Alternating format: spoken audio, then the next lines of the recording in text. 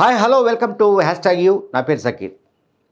Teenmar Mallanna original పేరు వచ్చేసి చింతపండు నవీన్ కుమార్. ఈ చింతపండు నవీన్ కుమార్ ప్రస్తుతం కాంగ్రెస్ పార్టీ ఎమ్మెల్సీగా ఉన్నాడు.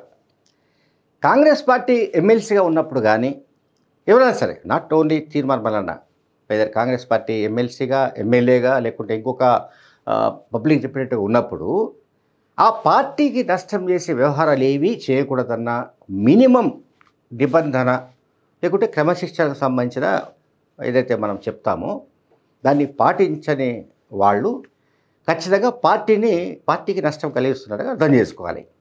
తీర్మానం మల్లన్న చేసిన పని అదే. వరంగల్లో ఒక యుద్ధ భేరి అని ఒక సభ పెట్టాడు. బీసీ యుద్ధ భేరి సంథింగ్ ఏదో పేరుంది. సరే, బాగానే ఉంది, మనకి అభ్యంతరం లేదు. బీసీలకు సంబంధించిన వాళ్ళు అట్లా ఒక కన్సల్టేషన్ కోసం, తమ కులాల కన్సల్టేషన్ కోసం అట్లాంటి సమావేశాలు, సభలు పెట్టడంలో ఎవరికి ఏ రకమైన అభ్యంతరం కూడా ఉండదు. కానీ అదే సమయంలో కొన్ని ఇష్యూస్ చాలా డెలికేట్స్గా ఉంటాయి.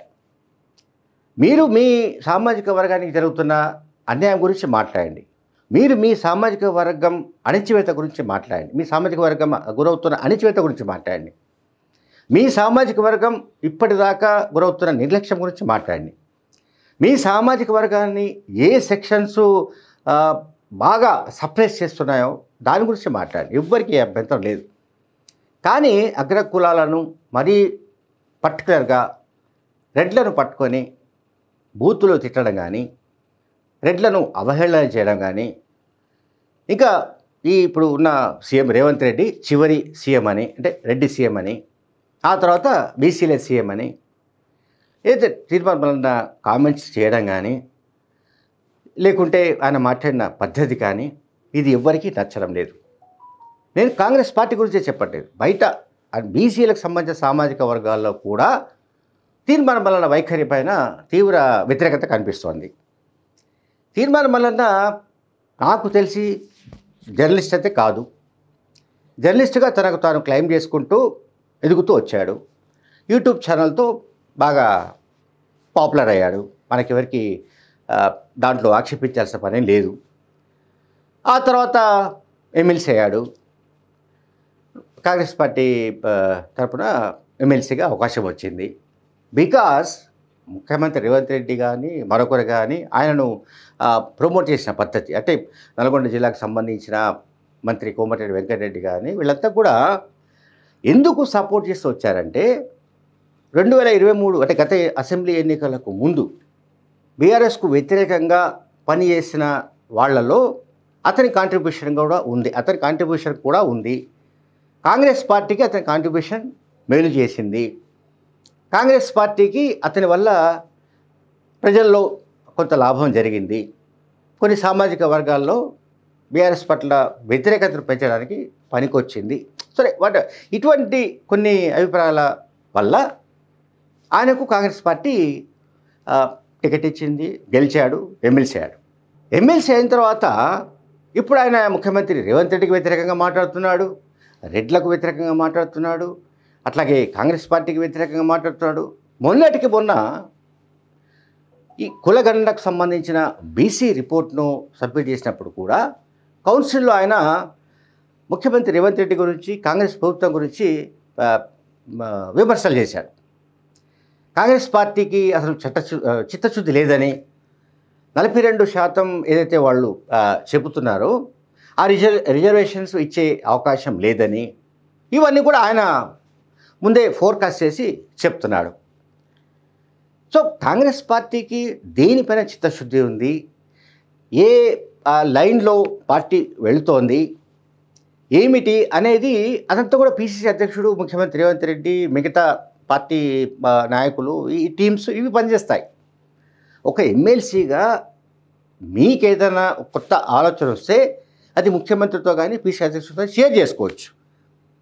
కానీ కౌన్సిల్లో కానీ అసెంబ్లీలో కానీ ఇటువంటి వాళ్ళు మాట్లాడుతున్న పద్ధతి, అంటే తీర్మానం మల్లన్న అవుట్రైట్గా 2014లో జరిపిన, అంటే బీఆర్ఎస్ హయాంలో, కేసీఆర్ హయాంలో జరిపిన సర్వేను సమర్థించాడు. ఇది ఇంకా విచిత్రం. ఇప్పుడు కాంగ్రెస్ పార్టీలో ఒక బాధ్యతాయుతమైన పదవిలో కొనసాగుతూ ప్రతినిధిగా ఉంటూ అవతల ప్రత్యర్థిని ప్రశంసించడం అంటే యువతల నాయకత్వాన్ని ప్రశ్నించడమే. అంటే సొంత పార్టీకి సంబంధించిన లీడర్షిప్ను సవాల్ చేసినట్లే. అందుకే ఆయనకు షోకాజ్ నోటీస్ కూడా ఇచ్చారు. మేబీ పార్టీ ఇంకా ఎటువంటి క్రమశిక్షణ చర్యలు తీసుకుంటుంది ఏమిటనేది మనం చూడాల్సింది. సో నేను బేసిక్గా చెప్పదలుచుకుంది ఏంటంటే, బీసీలైనా ఎస్సీలైనా ఎవరైనా సరే, ఏ ప్రజాప్రతినిధి ఎంపీ కావచ్చు, ఎమ్మెల్యే, ఎమ్మెల్సీ, మంత్రి ఎవరైనా కావచ్చు, వాళ్ళు తమ సామాజిక వర్గానికి అనుకూలంగా మాట్లాడడం లేదా తమ సామాజిక వర్గానికి ఇంకా న్యాయం చేయాలి, జరగాలి, అధికారంలో వాటా కావాలి, రాజకీయ అధికారంలో వాటా కావాలి, లేకపోతే ఇంకా ఏ ఇష్యూస్ అయినా కూడా, లేకుంటే ఇప్పుడు ఫర్ ఎగ్జాంపుల్ విద్యారంగంలో ఎస్సీలకు, షెడ్యూల్డ్ కులాలకు, దళితులకు 15 నుంచి 18% బడ్జెట్ను కేటాయించాలని ఎమ్మెల్యే డాక్టర్ వివేక్ అసెంబ్లీలో మాట్లాడారు. సో అట్లా ఉండాలి పద్ధతి. అంటే ఒకవేళ మీ సెక్షన్స్కు తీర్మానాల గురించి మాట్లాడుతున్నాం, చింతపండు నవీన్ చెప్పాల్సింది ఏంటంటే, రైట్, బీసీల కులగణన ఇట్లా జరిగింది, బీసీల కేటగరేషన్ చేశారు, ఎస్సీలకు సంబంధించిన కేటగరేషన్ ఇట్లా జరిగింది, వాడు ఎస్సీలకు ఏబీసీ అని చేశారు. సో బీసీల జనాభా ఇంత ఉంది, ఎక్స్క్లూడింగ్ మైనార్టీస్ అంటే ముస్లిం మైనార్టీస్ ఎవరైతే బీసీఈ గ్రూప్ కింద ఉన్నారో ఆ శాతాన్ని తీసేస్తే, అంటే వాళ్ళు 10.25 ఏదో ఉంది, ఆ పర్సెంట్ తీసేస్తే రిమైనింగ్ 46% ఇతర బీసీలు.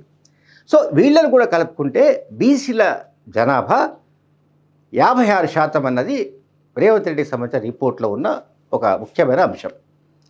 ఇప్పుడు 56% కాదు, లేదు మేము 70% ఉన్నాము, లేకుంటే మేము 80% ఉన్నామని మీ దగ్గర ఏమన్నా లెక్కలు ఉంటే, మీరేమన్నా సర్వే జరిపి ఉంటే చెప్పొచ్చు, అది తీర్మానంలో కావచ్చు, ఎవరైనా కావచ్చు.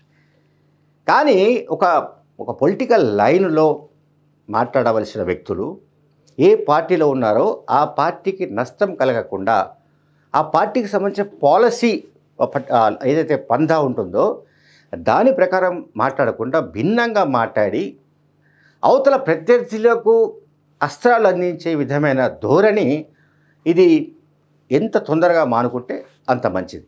Thank you very much.